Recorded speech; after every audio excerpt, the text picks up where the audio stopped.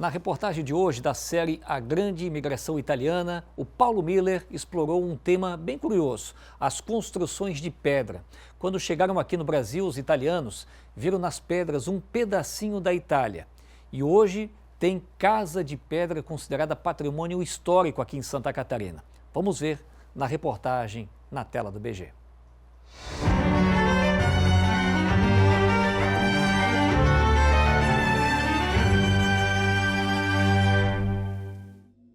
La forza e il lavoro italiano. Essas ferramentas expostas no Museu Etnográfico San Michele, na província de Trento, na Itália, carregam as marcas do trabalho e da força do povo italiano. Em pequenas propriedades, os camponeses desenvolveram a agricultura do país. A vida na Itália foi construída no entorno de montanhas, como essa que a gente observa desta janela na região de Trento. E foi essa conjuntura que acabou sendo levada também para Santa Catarina. Como está representado nesta maquete. A representação é por volta de 1800 e dá para ver mais ou menos como que os camponeses da época se localizavam geograficamente numa região. Eles procuravam um lugar com fonte de água, no caso um rio, para daí avançar na montanha, construindo lavouras, pastagens e aí as casas.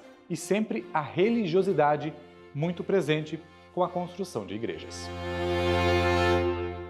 Em Santa Catarina, na cidade de Rodeio, no Vale do Itajaí, o Museu dos Usos e Costumes da Gente Trentina tem ferramentas bem semelhantes daquelas de San Michele na Itália. Isso porque, durante a grande migração italiana no estado, a partir de 1875, os imigrantes trouxeram para o território catarinense toda a vocação e a experiência camponesa do italiano. Esses imigrantes, eles eram artífices. Eles trabalhavam muito com madeira, o bicho da seda também, faziam o fio. E depois vendia para outras cidades da Itália, onde é que eles faziam o pano, a fazenda com seda. O acervo do museu conta com 1.600 peças, entre objetos religiosos, quadros, fotografias, móveis, ferramentas e relíquias da imigração. A gente tem lá o amassador de purê. Amassador de purê. Eu tenho aqui uma cigosta, ou segosta. O que é? Um elemento feito com tipo corrente, que tu pendurava a panela, a panela em cima do fogão. Em cima do fogão. A vida em família e em pequenas propriedades é uma marca dos imigrantes italianos em Santa Catarina. Quando migram os italianos, migram famílias, não migram indivíduos. Então vem em família. Daí tu começa a perceber como que foi se organizando política e economicamente Santa Catarina também, em pequenas propriedades, né? Santa Catarina não tem uma tradição de latifúndio. Erguer a casa com as próprias mãos. Os italianos tiveram esta missão quando desembarcaram em Santa Catarina. Em Nova Veneza, no sul do estado, esse conjunto arquitetônico, restaurado em 2000 e tombado pelo Patrimônio Histórico Nacional e Estadual, é prova material da determinação, da coragem e da força do imigrante italiano. As casas de pedras foram construídas por Luigi Bratti em 1891. Ele era tataravô da Luana. Eles demoraram 14 anos para construir essas casas, porque durante o dia eles trabalhavam com outras coisas e eles acabavam construindo as casas no período da noite. São 3 construções: a estrebaria, a cozinha e os quartos. O fogão a lenha ficava sempre acesa, né? Então, se por um acaso pegasse fogo, alguma coisa, pelo menos a família ela estava a salvo, né? O que impressiona aqui é justamente o detalhe de engenharia daquela época dos imigrantes. Isso porque as pedras elas precisavam ser encaixadas uma a uma e não tinha pedra de tamanho igual. Todas tinham tamanhos diferentes. E aí havia a habilidade de quem construiu a casa de fazer esse encaixe perfeito, que está preservado, mesmo 133 anos depois.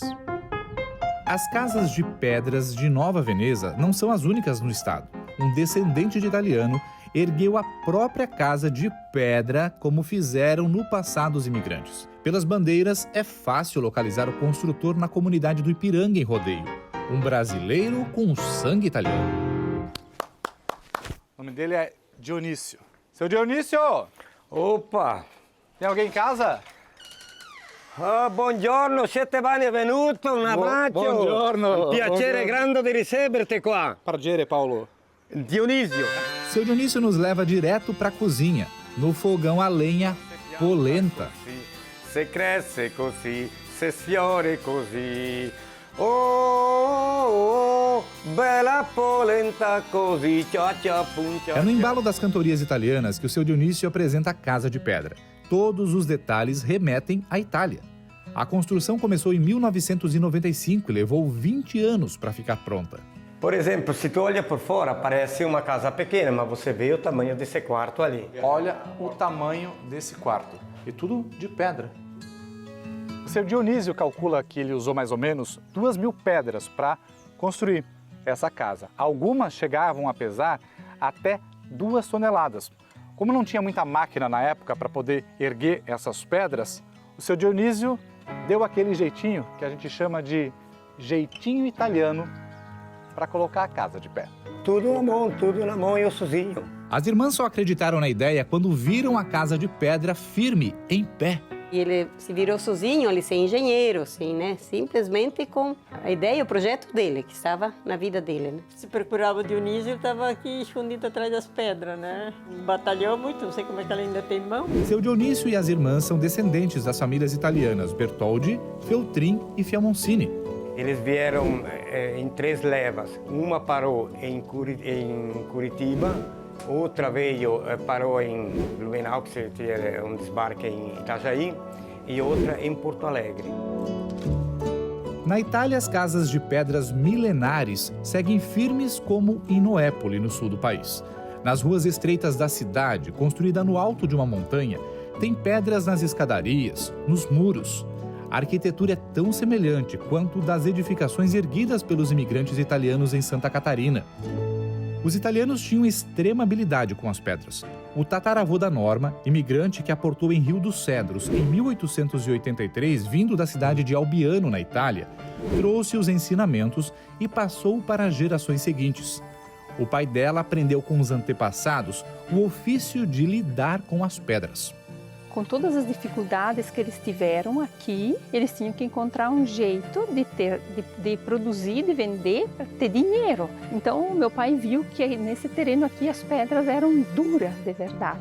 Duras, como ele sempre escutou falar, que era da Itália.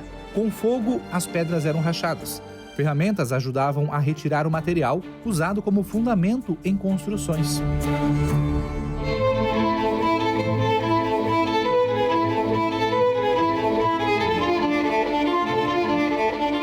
Da esperança ao legado da imigração. 150 anos depois do começo de toda essa história, as marcas italianas estão espalhadas e seguem vivas em cada canto de Santa Catarina. Questo cuore, il Signor che l'è di più, e a portare in questo cuore il Signor che l'è di più.